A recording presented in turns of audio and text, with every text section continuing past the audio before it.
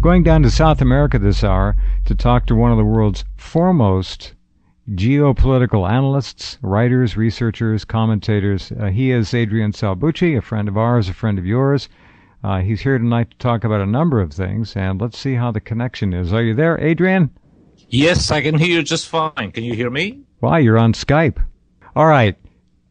As far as the Southern Hemisphere goes, South America, the biggest news in quite some time, of course, is the re-election of Hugo Chavez to 6 more years in Venezuela.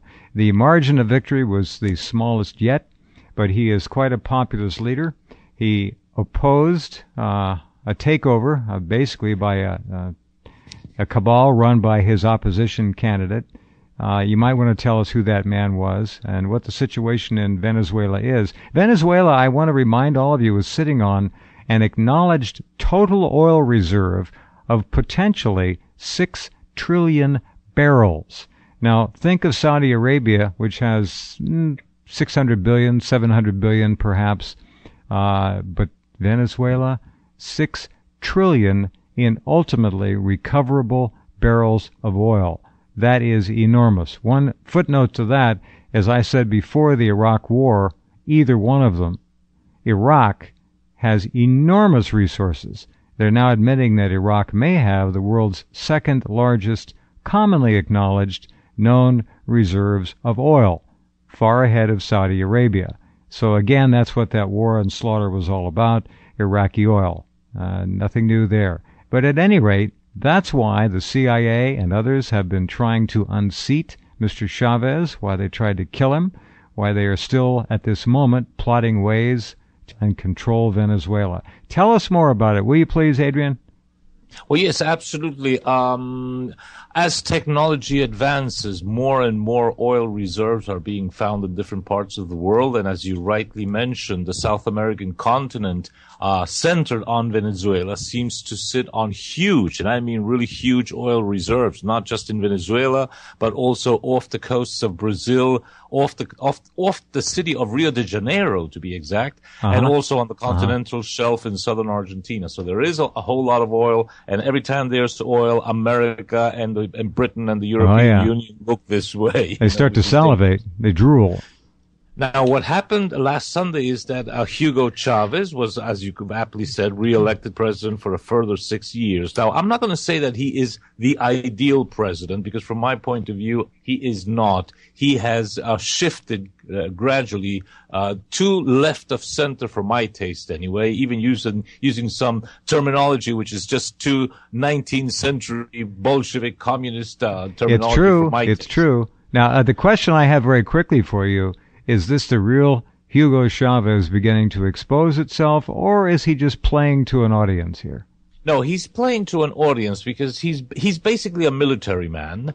He started out being, if anything, right of center. He admired the policies of Argentine President Juan Perón, and he had several Argentine advisors who were Peronists, and Perón was anything but a communist. However, as he sought allies in the region, notably Cuba and others, while he, in a way, adjusted his ideological explanation, so to speak, to sound a bit more socialist, a bit left of center. I think he was pushed by America, by permanent American pressure to do that. But the guy is a nationalist leader. He's very populist. He runs a very poor country where you have a very relatively small middle class, of a top high class, which is very much allied to the European Union and the United States, and a vast and huge lower class, which are very poor, and he has helped their lot.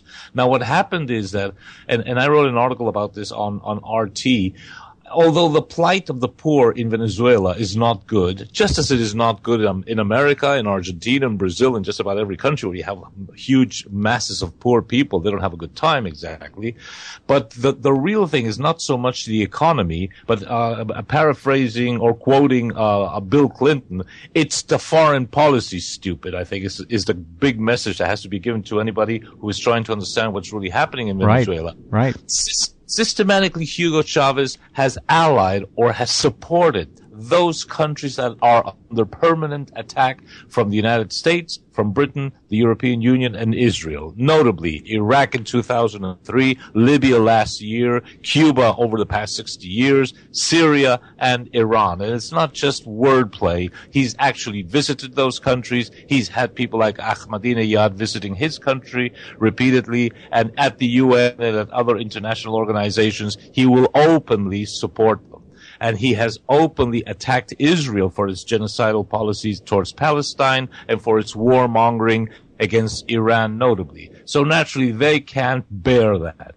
That is why the young upstart who got 45% of the vote, admittedly, Chavez got 55, and a much younger guy, 40-year-old, Henrique Capriles Radonsky, he got 45% of the vote. What is that last name again? Well, both his names, Capriles from his father's side and Radonsky from his mother's side, are Jewish names. His mother is of a Polish stock, and his father is a Jew, a Sephardic Jew from Curacao in the Netherlands Antilles. So he is absolutely 100% Jewish from both sides of his family. He's a Zionist. He's an absolute Zionist. And mind you, Venezuela has a population of 30 million people. According to the Jewish Virtual Library of the United States and other official Jewish and Zionist sources that I have consulted, Jewish population in Venezuela is, get this, 12,000, which means that 0.03% of the population of Venezuela is Jewish. And of all people, they put a Jew as a candidate to try and beat Chavez. Now, naturally, he was quite an upstart, and he had huge support from the international media and from the United States and from Britain and from Zionist organizations, which really positioned him very well. He's a good speaker. He's a bright fellow. Well, of course. But in a way, you can tell that he was the candidate of international Zionists, and notably the United States and Israel. Now, one quick note. It's very important to know that Zionism has captured and controls Argentina. They run much of South America, but by all means, this is an overt, obvious effort. They're not even, Adrian, trying to hide the fact that world Zionism is taking over. They put this guy out there. They could have picked anybody else who was sympathetic or controlled by Zionists, but they put this man who was from an abject minority of the Venezuelan population up against Hugo Chavez. This, to me, is in your face, and it's almost obscene, the arrogance of these people, to be frank. In a way, they try to show how much power they have. They haven't gone so far as doing that in Argentina, which has a larger Jewish population, although it is only 0.5% of the population, 0.5%. It's amazing. The whole thing. Yeah, that is in Venezuela, but we do have the President Christina Kirchner, who, by the way, is not Jewish. It's a German name.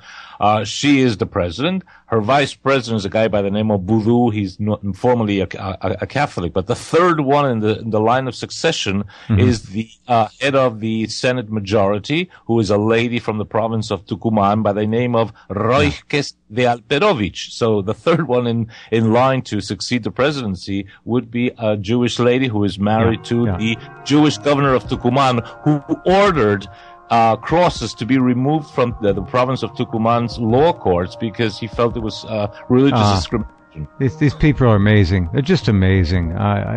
World Zionism is the cancer that is killing the planet Earth. There's no question about it. None. It will reshape the planet. It will kill anyone and everyone in its way. It is the beast that knows no bounds.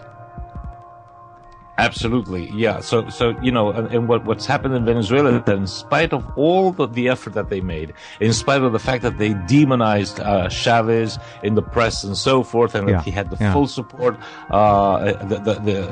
Capriles Radonsky had the full support of the press. In spite of that, the Venezuelan people, I think they voted with their hearts and they voted with their minds, and they realized that although there's a lot of economic problems, I think that was the main mistake the opposition made. They said, it's the economic thing. And basically Venezuelans have said, okay, we'd like to be better off economically, but above all, Chavez has upheld Venezuela's sovereignty and upheld its honor. And I think that still counts for millions of people around the world. That's a lot. Very good. Stand by. We're talking with our colleague Adrian Salbuchi, who can be seen on RT often and read.